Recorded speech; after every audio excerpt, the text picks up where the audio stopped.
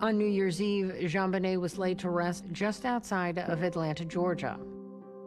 This service is in loving memory of JonBenét Patricia Ramsey. We flew back to Atlanta to bury JonBenét, Atlanta being our home. There are moments in the public record of this case that feel less like grieving parents speaking freely and more like individuals carefully concealing pre-existing knowledge. A question that has persisted is whether the Ramsey family has faced any genuine consequences, or if they have managed to remain beyond the reach of justice.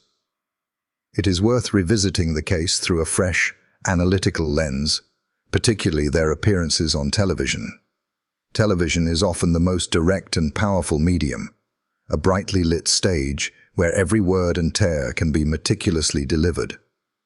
It is also the very place where vulnerable slips and unconscious reflexes can be captured. While John and Patsy Ramsey often appeared to stick to a script and play their roles convincingly, they may have forgotten that whilst words can be rehearsed, involuntary reactions often cannot be masked. In what seemed to be a polished interview, where the Ramseys presented their familiar narrative, one of the most pivotal moments in the entire case arguably took place. Patsy Ramsey, in a trembling voice, uttered a line that she herself may not have realized was so revealing. "We feel like there are at least two people on the face of this earth that know who did this." At first glance, the statement sounds like a desperate plea for public assistance. However, upon closer analysis, something deeply unsettling emerges. An ordinary parent seeking justice might be expected to focus solely on the perpetrator, one person. Patsy, however, immediately included a second individual, someone supposedly confided in by the person responsible. This is not the kind of statement typically associated with an innocent victim. It is the kind of slip that may occur when someone already possesses knowledge, or has at least imagined exactly who holds the truth. The moment Patsy spoke those words, she appeared to freeze. Her eyes stiffened, her mouth fell slightly agape, and her hands clenched involuntarily. A classic freeze response that can occur when a person realizes they have said too much. At that precise moment, John Ramsey turned to her, not with worry, but with what has been interpreted as a look of warning, a swift, sharp, calculating sideways glance. He then clicked his tongue, a faint sound, but for those watching closely, it seemed to be an unmistakable non-verbal signal of frustration, and most importantly, a reminder. In that instant, that glance and subtle sound appeared to be all it took to pull Patsy back in line. Her expression reset almost immediately, her voice softened, and she slipped back into the character of the grieving mother. Some analysts view this not as an accident, but as the moment their carefully constructed public persona was momentarily compromised. Through his glance and cue, John Ramsey may have revealed his true role as the orchestrator, the one managing the performance from behind the scenes. Throughout the interview, they deflected direct questions and repeated vague phrases like, "I don't know," remaining a perfectly unified front. This brief exchange, however, raises several critical questions. What prompted Patsy to mention a second person, and why did John appear to intervene so swiftly and without hesitation? Could it be that they knew far more than they ever admitted, and that their unified story was not just to protect themselves, but to shield someone else inside that house? Watching that moment back, one could interpret the scene not as two grieving parents, but as two accomplices, terrified that a careless slip could shatter their narrative. This was not the only time John and Patsy Ramsey showed signs of pressure. A review of their interviews over the years reveals what some see as a disturbing pattern. When asked directly if they had anything to do with their daughter's death, their answers were consistently simple denials. They rarely strayed from certain phrases, which feel carefully crafted, to evoke sympathy but ultimately reveal nothing, repeating them regardless of the specific question asked. Moreover, there is often an undercurrent of defensiveness. They bristled at suggestions of wrongdoing and shifted blame towards investigators and the media. This is not typical behavior for grieving parents, who usually do everything possible to assist an investigation. Innocent people, it is argued, do not need to hide behind rehearsed statements or police each other's words during interviews because they do not have a script. The persistent hypothesis is that John and Patsy Ramsey did, and it was a script designed to protect something or someone inside that house, someone whose freedom depended on them keeping that story straight. Perhaps they were protecting a secret so dark they were willing to mislead the entire world. The real question is not whether they were untruthful, but what exactly they were lying to protect. To understand what they were trying to hide, one must first examine their potential motives, which are layered and complex. 3 chilling motives begin to take shape, starting with their obsession with maintaining the image of a perfect family. For years, the Ramseys presented themselves as the embodiment of success, wealthy, beautiful, and admired, with John as the accomplished businessman. In their public life, John and Patsy Ramsey played the role of the American dream couple. He, the accomplished businessman; she, the former beauty queen, flawless on the outside and untouchable within their community. To admit fault, or even to show weakness, would have shattered that illusion. For people like them, reputation was not just a matter of pride, it was currency, translating to influence, social power, and respectability. When that mask began to crack, their immediate instinct appeared not to be to grieve, but to patch it up at all costs. However, image was not the only thing they were protecting. The second motive was far more personal: self-preservation. John Ramsey was a man who understood risk and legal exposure. He knew what a criminal investigation could mean, not just for his freedom, but for his empire, his business, and his wealth. If either of them admitted even a shred of culpability, the consequences would extend far beyond their home, leading to lawsuits, bankruptcy, and public disgrace. Sometimes, deceit is not about hiding what you did. It is about protecting everything you still have. Perhaps the darkest motive of all was the protection of another kind. The third possibility is that their deception was not solely about themselves, but about someone else under their roof, someone vulnerable, someone they loved, whose exposure would mean destruction for the entire family. Every time they spoke, dodged a question, or tightened their story, a palpable sense of shielding something or someone was present. There is a critical distinction between fear-driven lies and strategic lies. Fear-driven lies are messy, chaotic, and uncontrolled, often leaking out in moments of panic. Strategic lies, however, are cold, precise, and calculated. People who lie out of strategy are not reacting to fear. They are working a plan. Every word, pause, and glance is deliberate. They rehearse, they adjust, and they watch each other closely to ensure neither one says too much. They lie not because they fear punishment, but because they are protecting something much bigger than themselves. This shifts the central question from whether they were lying to why they were lying and what exactly they were protecting with such ruthless precision. What stands out most about John and Patsy Ramsey is not only what they say, but how they say it. Their communication style is heavy with rehearsed restraint, rarely revealing genuine emotion. When asked about specific details, they often responded with vague deflections like, "I don't recall that," or endless repetitions of hollow phrases such as, "I don't know." These are hallmark tactics of controlled deflection, not signs of genuine trauma. They also meticulously rehearsed unity, presenting themselves as a unified front with no contradictions or misalignment, even under intense questioning. Honest grief does not typically come with such a polished performance. This suggests a deliberate strategy built on discipline and mutual coordination, a tactical alliance. Hidden in the way they speak is another subtle pattern. When under pressure, they would change how they referred to JonBenét. At first, she was our little girl or precious daughter, but as questioning intensified, she became she, or even more distantly, the child. Psychologists call this distancing language, a subconscious attempt to separate themselves emotionally from what happened.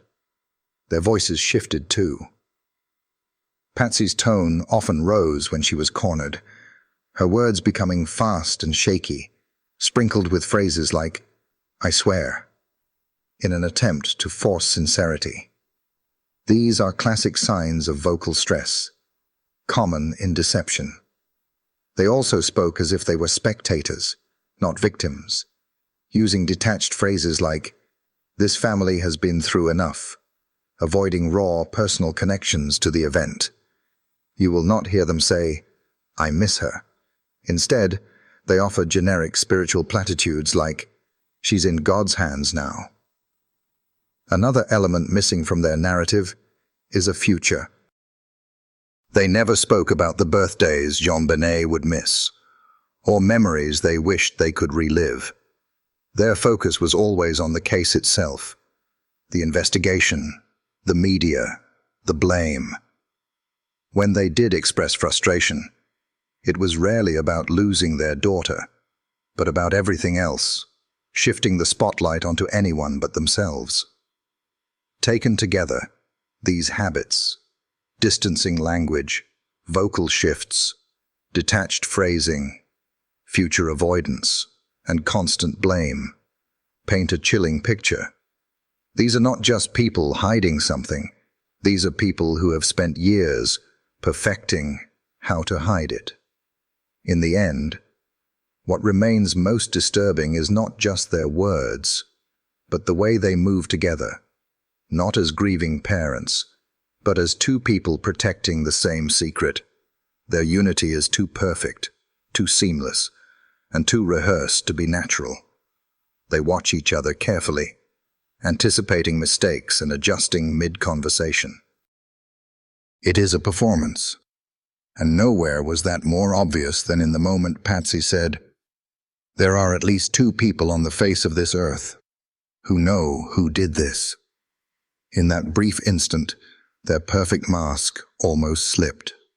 By admitting that, Patsy revealed that there was a second person involved, or at the very least, that she believed there was.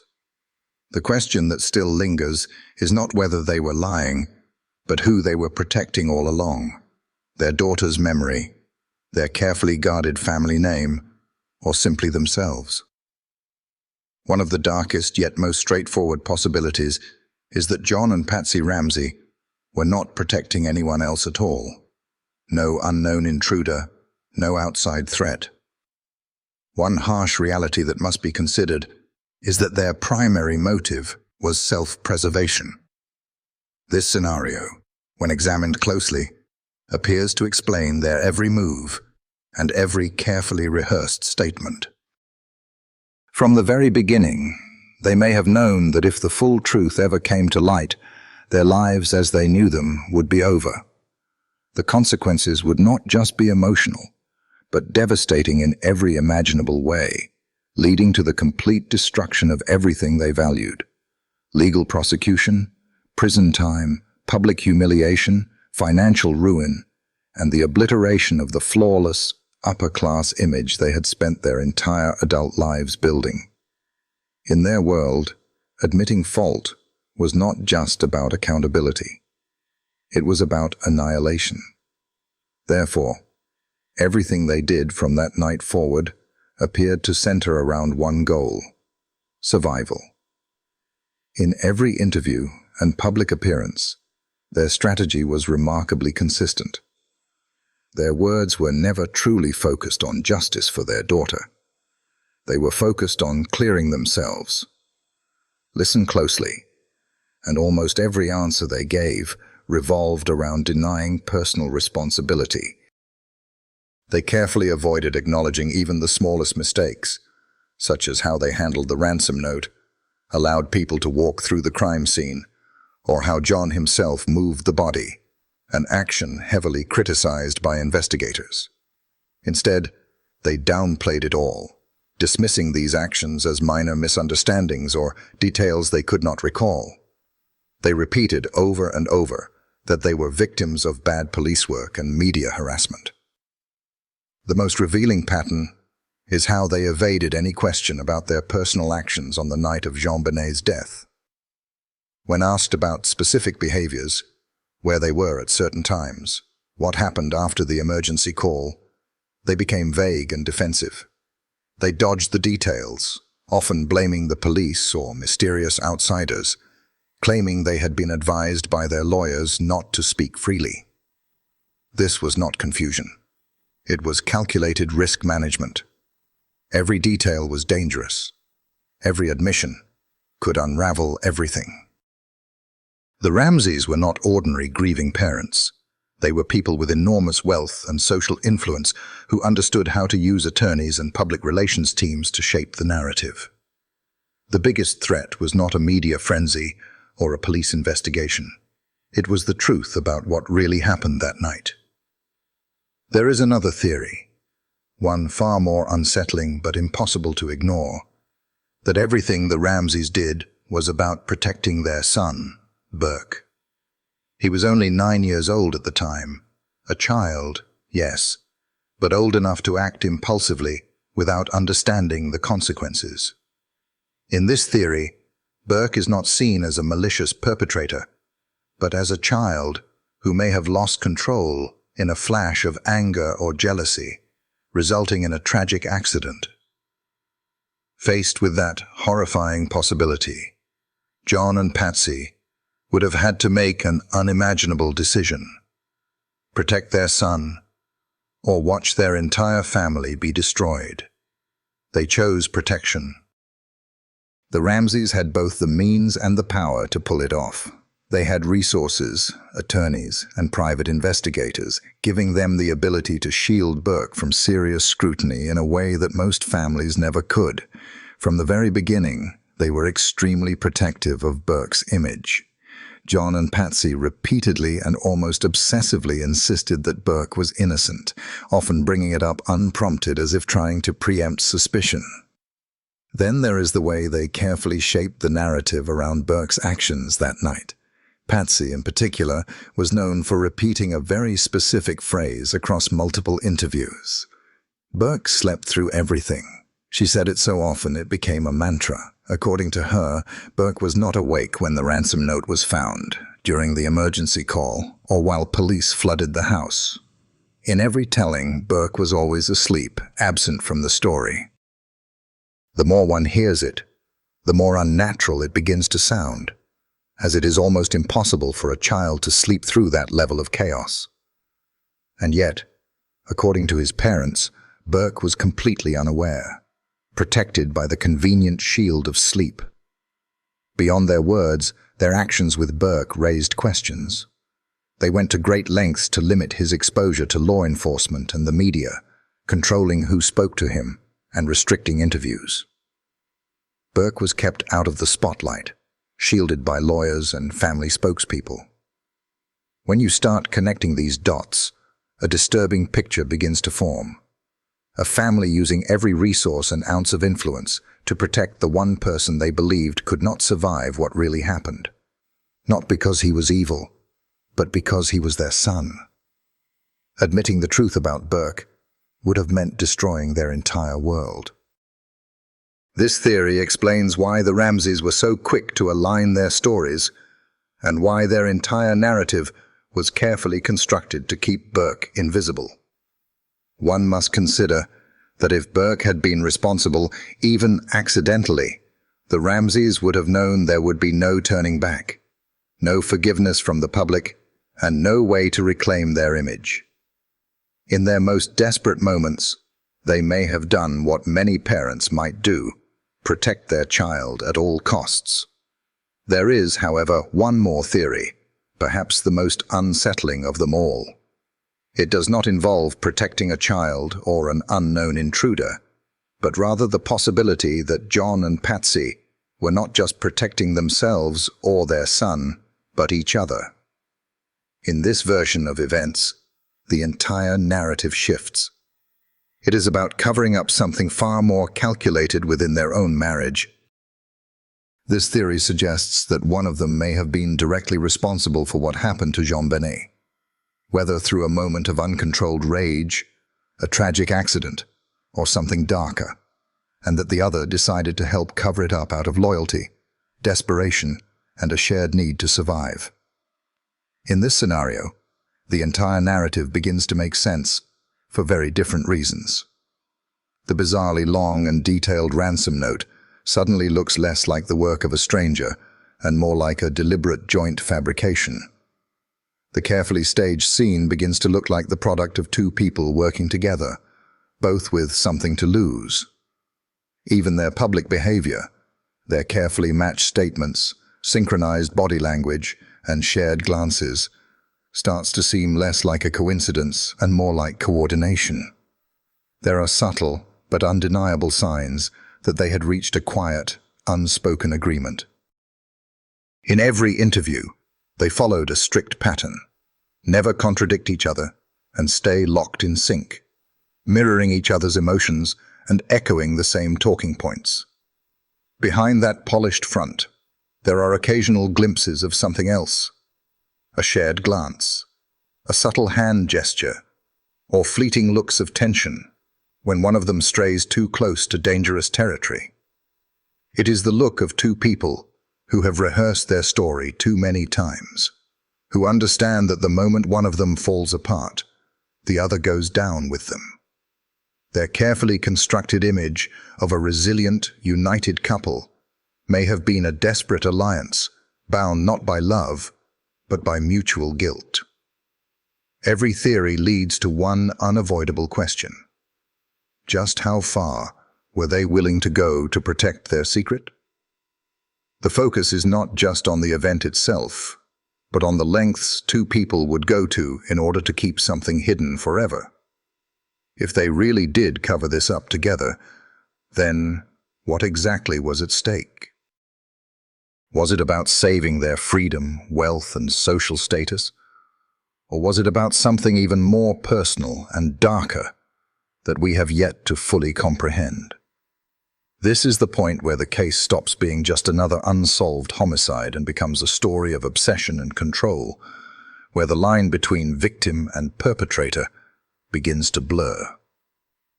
The real secret may not be the initial act itself, but what people are willing to do to keep it hidden. For years, the image of the Ramsey family remained frozen in the public's mind.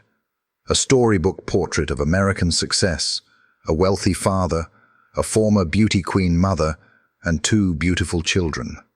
They were everything the public wanted to believe in. But as we peel back the layers, another picture begins to emerge, one that is far colder and more fractured. Behind the closed doors of their grand home, theirs was a household defined not by warmth, but by distance, tension, and quiet resentment. At the center of it all was a marriage riddled with cracks. Patsy was known for her high-strung personality, controlling, anxious, and emotionally unstable. Her obsession with appearances spilled into every corner of her life. She was described by those who knew her as volatile and often difficult to please. John, on the other hand, was a man of secrets, quiet, reserved, and deeply private. He had learned long ago how to compartmentalize, wielding control not through emotional outbursts, but through silence and detachment. Their former housekeeper, Linda Hoffman Pugh, later described the Ramsey household as cold and tense, an environment where appearances mattered more than connection. Another close family friend echoed the same observations, describing the Ramseys as distant and anything but the loving, cohesive unit they projected to the world. They were hiding deep, festering dysfunction that had been there for years. The question becomes inevitable. Were John and Patsy simply protecting themselves from legal consequences?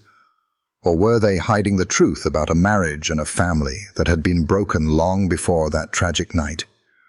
Behind every polished family portrait, there is often one person pulling the strings, quiet, calculating, and always in control. In the Ramsey case, that person may well have been John Ramsey.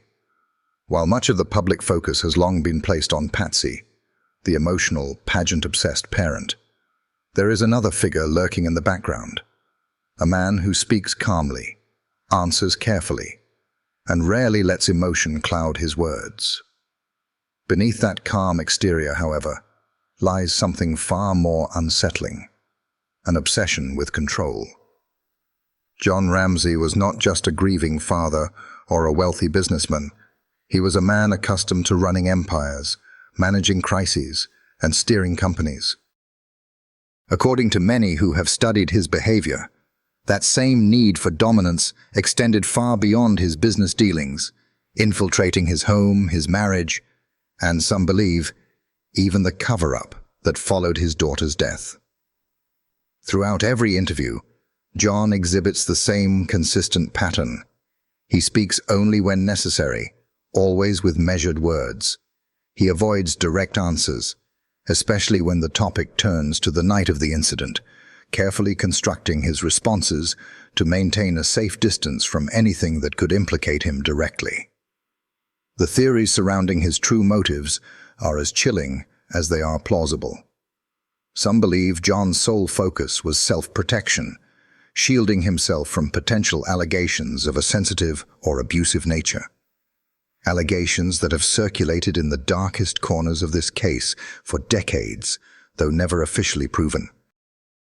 Others suspect something even more calculated, that John subtly allowed Patsy to carry the public burden of suspicion, leveraging her emotional instability to deflect attention from himself.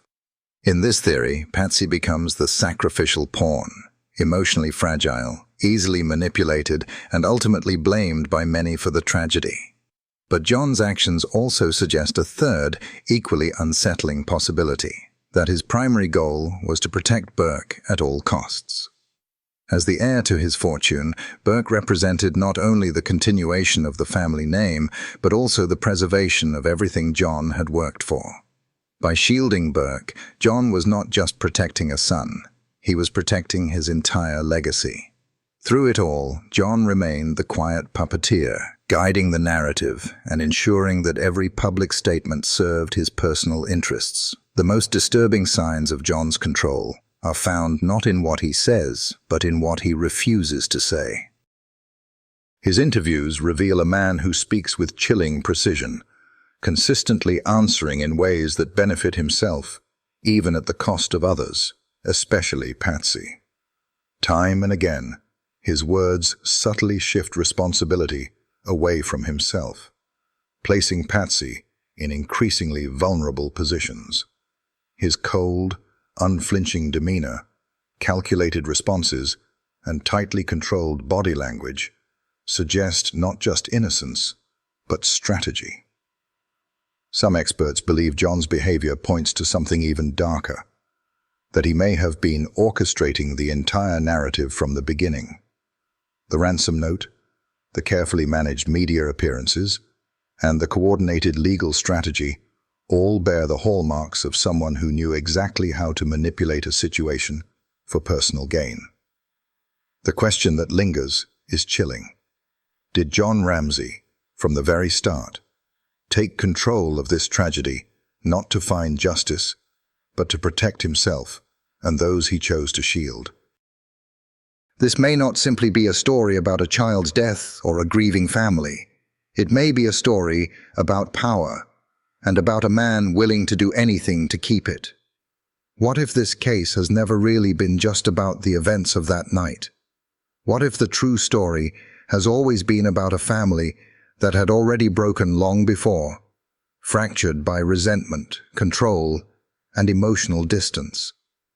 This begins to feel less like a crime and more like a performance, with every press conference and TV appearance serving as another act in a script designed not to find truth, but to protect a narrative. And at the very center of that performance, one figure remains steady, calm, and always in control: Jon Ramsey. The question is no longer who was responsible, but a far more haunting one. If the truth has always been about a family already broken beyond repair, then perhaps this has never been about justice at all, but a perfectly staged performance directed by Jon Ramsey himself. Was this ever really about protecting his family, or was it always about protecting himself? Jon's career was built on control. His image depended on it. And after that fateful night, his entire survival strategy seemed to center on it. He remained calm and composed, choosing his words with meticulous caution. He consistently steered away from specific questions about the events of that night, avoiding timelines and personal details. His focus was on preserving his position. Whether the whispers of something more sinister hold any truth, there is no denying that Jon Ramsey's behavior fits the pattern of someone protecting themselves first. But others see something even more calculated at play, that he recognized Patsy's emotional fragility and deliberately positioned her as an emotional shield, allowing her to carry the weight of public suspicion. In this version of events, he was not just protecting, he was using his wife as a buffer. And then there is the third possibility, that his ultimate goal was to protect Burke, his son, his heir, his legacy. If Burke was responsible, Jon would have been faced with a devastating choice. And every move he has made since that night suggests his choice was clear. He kept Burke out of the public eye and directed attention away from him at every opportunity. What makes his behavior even more alarming is that in every public statement, his words consistently serve one purpose: to benefit himself. Time after time, Jon Ramsey's statements subtly shift blame in one direction, toward Patsy. He never explicitly points the finger, but the implication is often there, lurking between the lines. Jon's cold, calculated demeanor is impossible to ignore. He does not show sadness, he shows strategy. His body language is controlled, his tone is even, and his gaze rarely wavers.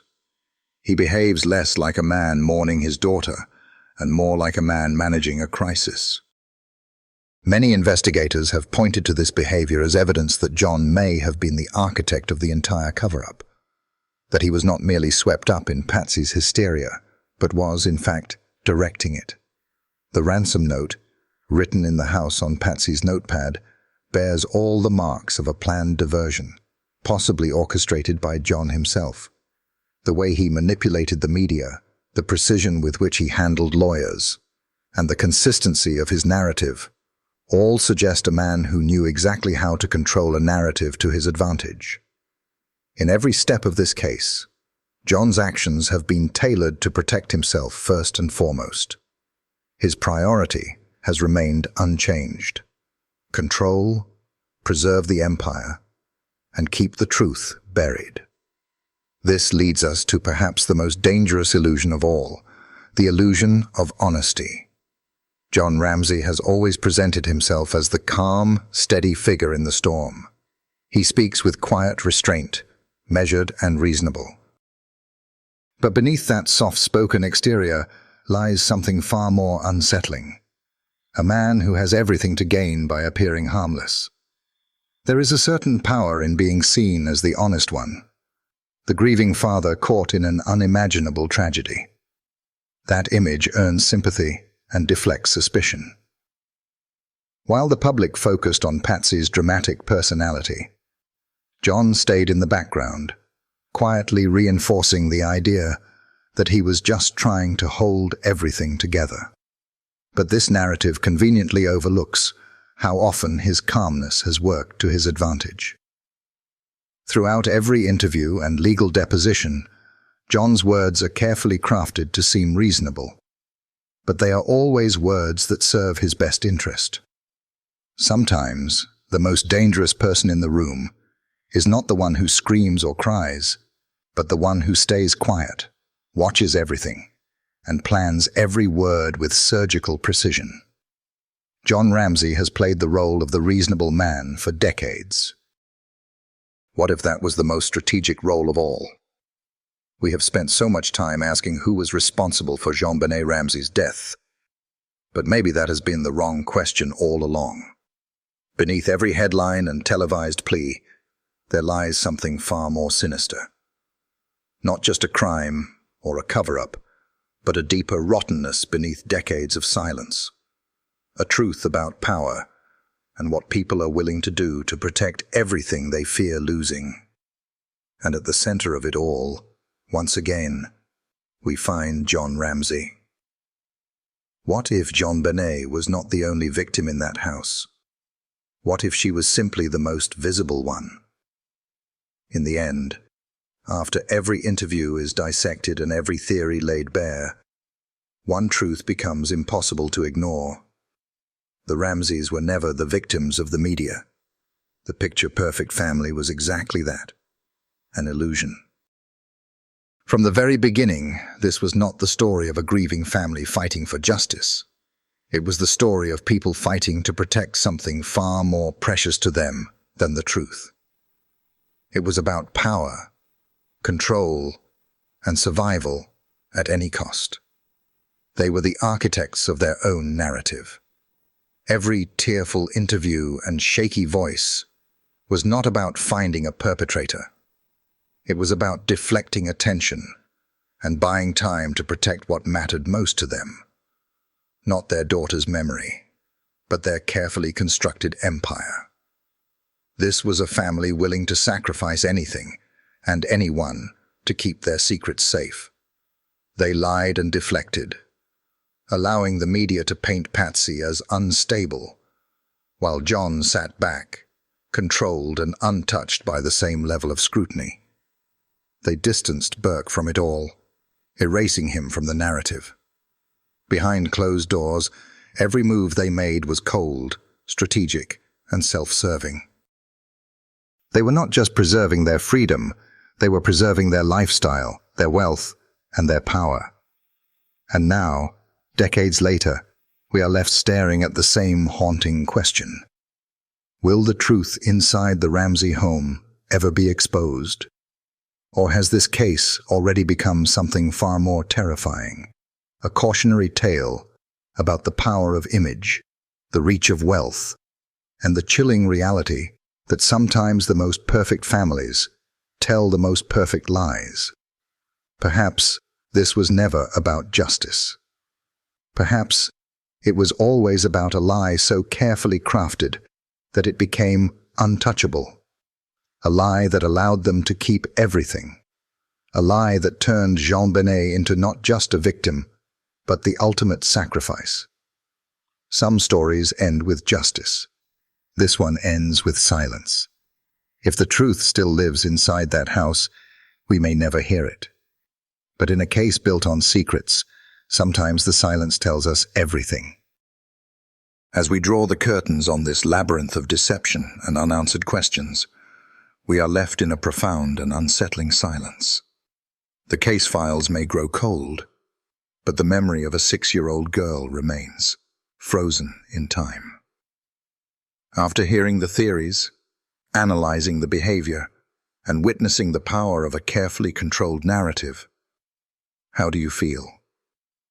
Does the story leave you with a sense of anger at a justice system that seems to favor the wealthy and powerful, or a deep sadness for a family and a society that may never know the truth?